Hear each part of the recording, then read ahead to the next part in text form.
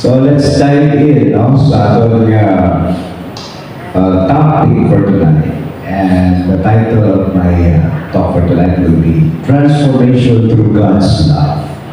So, what is transformation for you? And what is God's love for you? So ako na ito patagkaroon sa ginahatag sa ato rin na teksto which comes from Romans 8:38 to 39. Okay. Basta ako na talaga yung dyan ako. Roma 8:38 to 39 nagasiling. Kaya nasiguro ko na wala si may makapahulag sa aton sa gugma sa Diyos na iyan ipakita paagi kay Kristo Jesus na atong Ginoo. Bisan pa ang kabuhay diri, ukol ang kamatayon, ang mga anghel, ukol ang mga demonyo, ang nagkakalatabo sa buong, ukol ang magkakalatabo sa panabuton, ang mga may gahong, ang mga ara sa ibabaw, ukol sa idalon sa kalibutan, ukol bisan ano pa ang mga butang na ligtuga sa Diyos, hindi makapupulag sa aton sa iyang gugma. Kung i-translate natin sa English, sa next page, next slide please.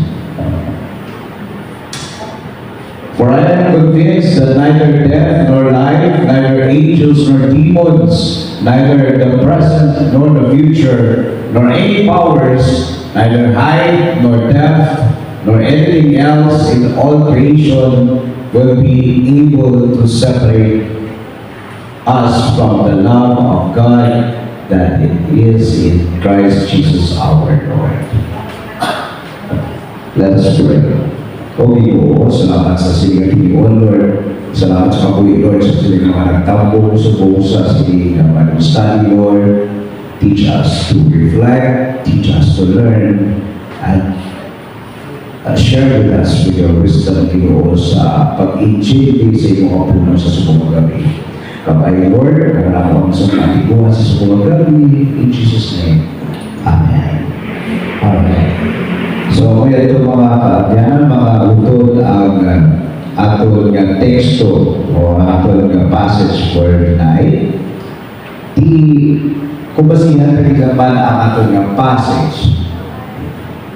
For I am convinced that neither death nor life, nor angels nor demons, neither the present nor the future, nor any powers, neither height or depth, or anything else in all creation, huwag sa may makapagulang sa ato sa gugma sa Diyos. Ito mo talaga kita sa Diyos, anak kita sa Diyos, hindi gusto ang Ginoo na mapapagulang kita sa iyo, o mapalayo kita sa iyo. Ako kita nakapalanggan sa Ginoo. Mabisan, makasasala kita, bisan, kailangan kita sa lapsos sa pabuhi, kailangan kita sa mga excuse sa pabuhi, but yet, sa ihapon, palanggan kita sa Diyos. Tinatagan kita sa Diyos, sa kailan, sa pagpapo, sa atong kaugalingon, at magmatalang aton ang atong kabuhi. Ang iyong passage, ipapat ni Apostol Pablo, na kung sa nilang mga butang posibleng makasiparar sa ato sa gugma sa Ginoo, kasubo sa mga nasabit na natin kanina, hindi sa ihapon wala sa makasiparar sa ato sa gugma sa Diyos, kag makatupungan lang sa siling sulong kay Apostol Pablo. Sa ato sa plano sa tinutuyo sa Diyos sa tao, na sa liit sa pagbago mo sa Ginoo bilang imo personal na Ginoo mo kag manluluwas, magasunod ang pagbago sa Ginoo. Kung kita ginaccept na natin si Jesus Christ as our Lord and Savior, the Lord will expect changes or transformation within us. Kasumpong sa nagsulat si Apostol Pablo, umalis ang kakabuhi si Ginoong Isus, siya ang prosecutor sa tanan ng mga sukulunod sa Kristyanismo. Siya ang nag-persecute, siya ang tagatudlo, siya ang tagahusgar sa mga sukulunod ni Ginoong Isus. until sa napatay na si Ginoong Isus, dabuhin iwan, sa gihapon, padayon si Apostol Pablo siya mga ginahimo. Padayon siya nga husgar sa mga sunod ni Isus, sa mga apostol, kinistingan sa Ginoo. Abisa ka mo na yung ginahimo sa gihapon ang pagkain sa Ginoong Isus sa iya, wala nang bago ang pagpalangga ginahatag sa Ginoo sa iya. Alalakay na pagpalangga. Hindi pa yung sumusakan ng mga leader sa gobyerno. Hindi ka makasaling kaalalakay na nilang pagpalangga sa isang kasusunod o sa isang kabarangay. Napili lang ang mga magdadahagan. Pero sa Ginoong Isus, ultra naman uwapin, wala sa Maria, o sa may mga tupong sa pagigmang ilahatag niya. Isa karon, sinulata ang Ginoong Isus, Pablo, sa talaga lakat siya pagkato sa Damascus. Kagagsilin, Saulo, yan ang Saulo na iyanan. Ngaman, ginahinabot mo ako.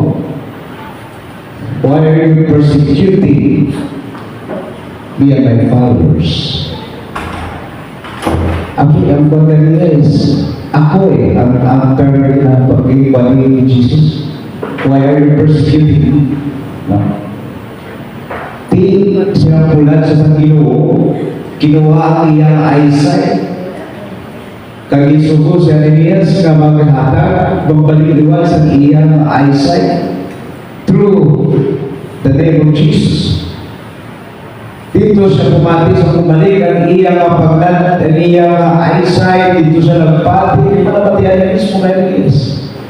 May mga ginhatag na mga instructions si Jesus, pinagi ka Elias. Kagaduman siya mo yung pagpati na ang doon sa Ginoo, which is ang doon sa Bayuma, kumanto sa iya. And now, he's sharing the gospel of the Lord, sharing the power of God in the name of Jesus. Nga po sa iya, pakita natin ang perfect transformation. Kapareho sa gagawin patang natin, perfect transformation. Sige, next. Ganyan yung process ng Ginoo eh. Many of us understand that God's love drawing us to Him for the transforming work of salvation. So kung transform kita rin, halin sa atong wicked ways, nagpapatuloy din sa pagkasalbar natin sa atong salvation. And that same love calls us to Him for forgiveness, healing, and reconciliation. God uses the transforming power of love to conform us to the image of Christ. Kung sa kinatong expression, amakin mo lang yan. No? Grabe nga pagpalaga sa Ginoo nga kung sa ito mag-transform kita. May padya in Christ na yan. Kita naman siguro naganda di sumo. Isang nag-manifest aguma sa Ginoo sa akon pinagi sa simbahan. Sa nagsigiin ang doktrina sa Ginoo sa akon paagi sa simbahan. Sa nahatagan ako sa ibalong. Kung nga man buhay ang Ginoo, kung nagkakabuhay ang Ginoo sa aton na ipuso, sa aton lawas, nga dapat hindi natin pag-usuhan. Kung sa mga nagkapanigarilyo ko, excuse mo mga nagkapanigarilyo. Nagkapanigarilyo ang ito. No? Kulang-kulang masahod sa kakahaman ko, ganahan ko. Sa kanila. Kamel na, malabuno. Huwag galing ko pa rin sa pinto. Pero ang pag-uuman akong kagaling. Kanami ko pa pangapin sa mga spesifik at sa gabilyo. Kanami na mapagod ako na gabilyo ka. No? Kanami, as in kanami sa piling mo, kung lagay sa hanap ka, gusto mo makuning-muning, may mga ginapanundun ka, na hindi mo madunduman, kanami mo pa gabilyo. Pero nakikita tanan, kung naman, kung paano ko na-ubray. Ang sa iba, hindi ko yung masarang tanan nga utak ko ang ako mga bisyo, pagkarilyo, inom. Hindi ko sarang na. Paano ay ikaw na-transform mo yung mga galing mo? I transform it. I change it through God's Son. Ang hugmas ng Ginoo, masyado powerful. Kung delikado mo lang sa iyong willingness na, kung gusto mo lang sarap mo na ang mga kaunta. Pamalala naman kasi sa iyo pati, daw nagkakurug ka, daw ba kauntaan mo sa iyo. Hindi. Yes, hindi sa gulpi, it's gradual. Pwede mo siya mauntat pa unti-unti. O mga ganyan sila nga nun, nagamatuod, yung manayan sila nga nun nga, kung hindi ka pa makaagi sa hindi magilihan mo, hindi ka pa mamunta. Kaya ka-diabetes ko. Oh, I got choice. Ito tatol ko. So, hindi mo ko lang sa ito. Nagabak ako sa nang eaten cheese pala. Cheese. Sa mga may mag-uniform may bulsay na there is a chest. Ginabutan ko na, ginaniwa-iwa ko na yung steaks ko ang cheese. Kung maglamot ako yung latsado, ako ginawa sa sarili, makuha ko na isa. Tuloy-tuloy ako na. Ang anak ko naman, makuha ko isa. Kaya ang saltiness sa cheese, isa yan sa mga component on how to kill the cravings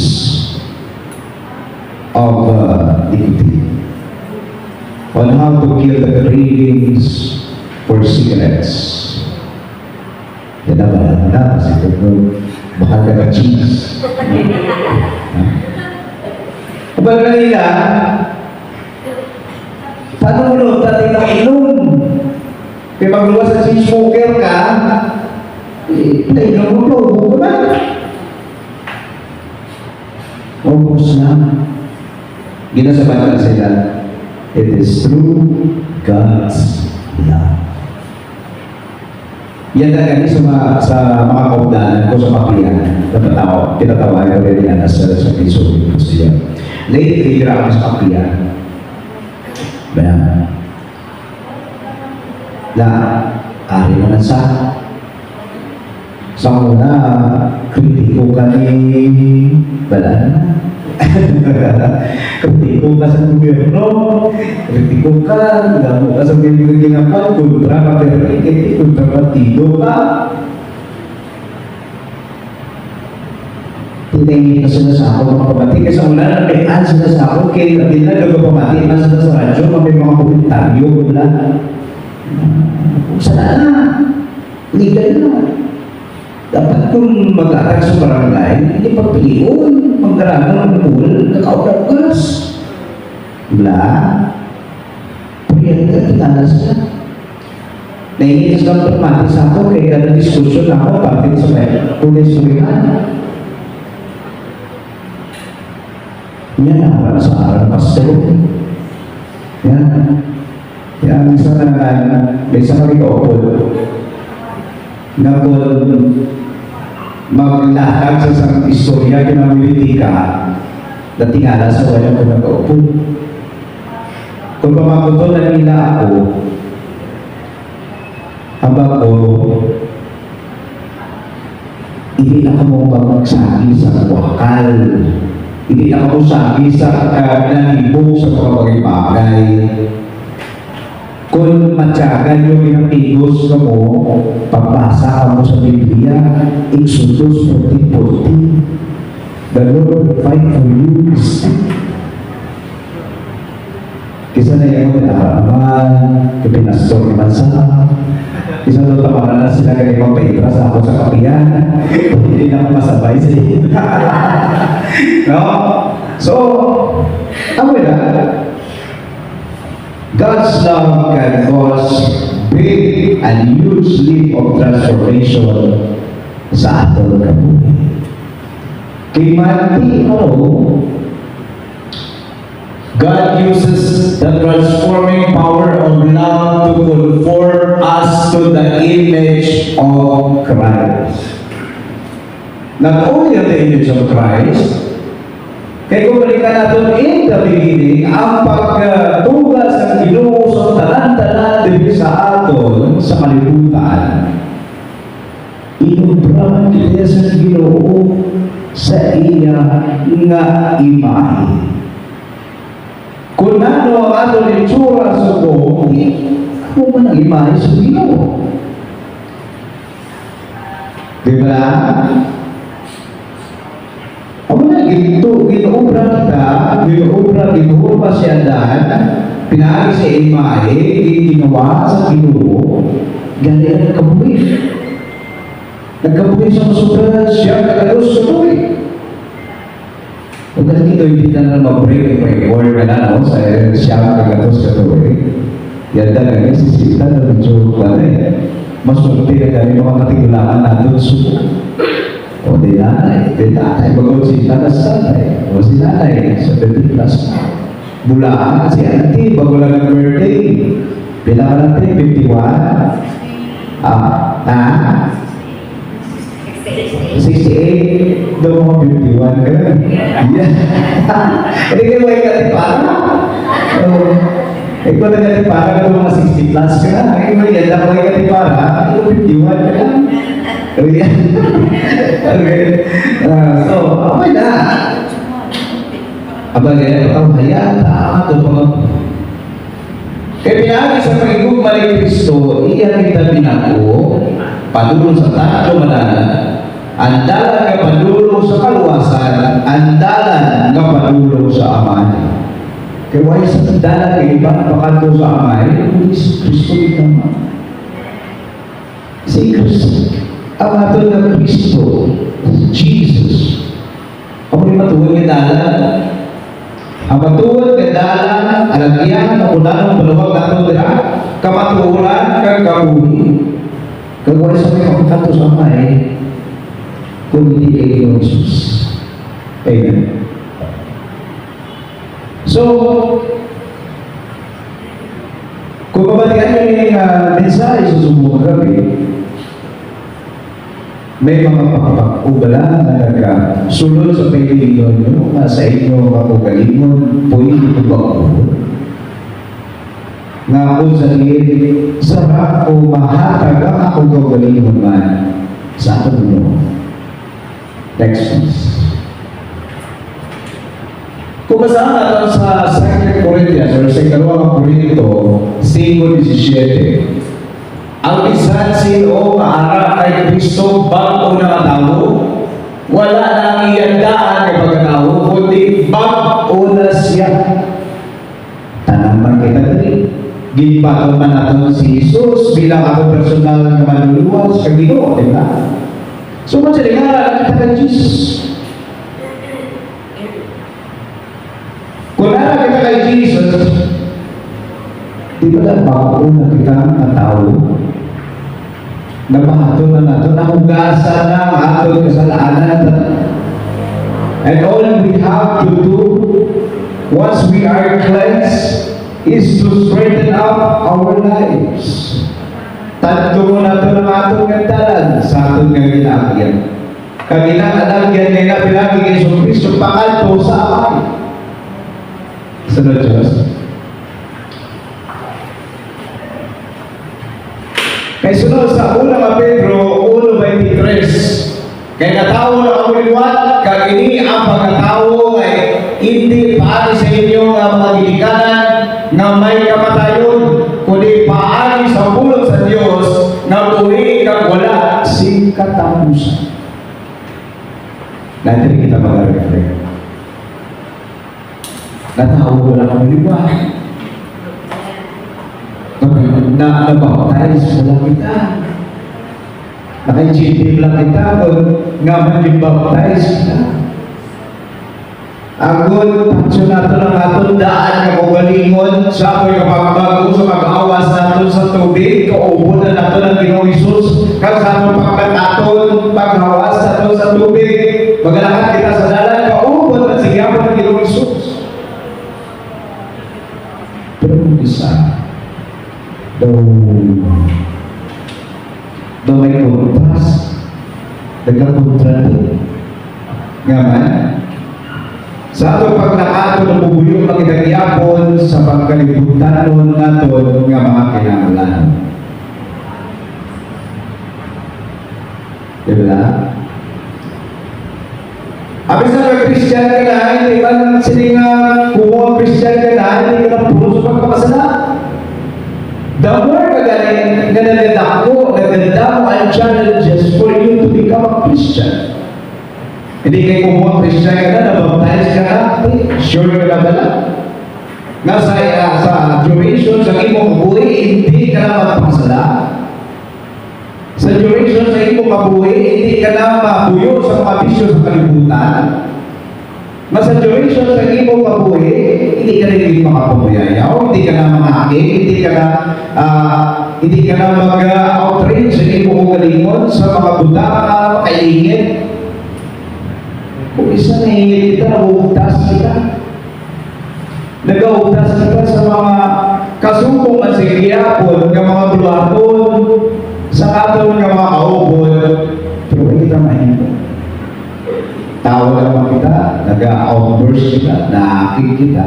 Kisa kung magabot sa traffic, singitan ka lang alam-alam. Nag-flowering words na lupa pa. No? Singitan ka lang alam-alam ka. Sanggitol ka na sa aming iba ng mga salakyan. Ito nag-puntakal na ng babas, no? Siya ang na. No? Pero sa gihapon, nagpapahanong to ang Ginoo sa atin. Mga anak, ako kamu, hindi kamo yung tanin sa akon kamu. Eh kung akon kamu, mga anak kamu sa Diyos, ginarimay kita. Kaya kung isa, kung baka pamakin kita ba na, ako guilty ko siya. Once na mapapamakin ko na realize ko ba, kaya sulod ko sa pahinoy mo nga, ang realization na paliyod sa Diyos. Ay, sa atong yun ako, power ko na. Aming pagpamalado ka na. Pangayuyan ay isang kapatawaran. May mga lapsos kita sa kabuhay natin na hukis dadadalan ka sa mga pangkalibutan ng mga kinakalaan. Dala na taga kaaki, dala na taga ang jealousy, dala na taga ang kahisa, dala na taga tanan. Kung wala lang kita sa may mahambal na maayo sa ato ni si Kaparios, maayo mapupunin na ta. Di ba? Kung hindi ato, hindi lang pagpapako niya. Kung di ba kinangangawatasan, hindi naman mag-imuntas ka. Basta tumaas pa ko ng presyon ka. Basta ka lang mo palatandaan, mas stroke ka eh. Basta ka una ka pa. Ay, muwat ka pamuyuan ka. Aton nga mga kontra. Aton nga mga nakikigan, pamuyuan ka. naman pagpakamuyuan sa tanda. Ito naman pagpakamuyuan, tula ang tanas ko. That's the first. So, tayo na. Kung daw ka, kung imo mo man nila pamit lang, posible ka matapo. So, ang guilt karon araw na sa iyo. No? Pagkaon natin ng mga away, kung bilang numero uno natin ito ni Kristo. Pagkaon natin ng mga away, tanan yung mga nagtamay sa inyo pakamayuin. Tanan yung nag-persecute sa inyo, nag-iingabo sa inyo pakamayuin. Kung mapag-aral sa inyong mga lugar, pangamuyuin. Pangamuyuin, kay Ginoong Isus na kabay ng Ginoo, pangamuyuan mo sa isa, kay tao na yung nagsakit ako, kabay ng Ginoo, pangamuyuan mo sa mabagkaan sa akong kagalingon, yung tao na nagtamay sa akon. Kung hindi kita magpangamuyo, sila sino pa? Na, sino pa? Alala mo pamuyuan nila yung kagalingon. Kung kita nakabalo sa mga kabataan din sa kabuhi, kung kita nakabalo sa ilang mga kaluyahan sa kabuhi, kung di kita makamuyo para sa amo na yung ating komunikasyon bilang Kristiyano, magpinanagaanay sa tansa-tansa.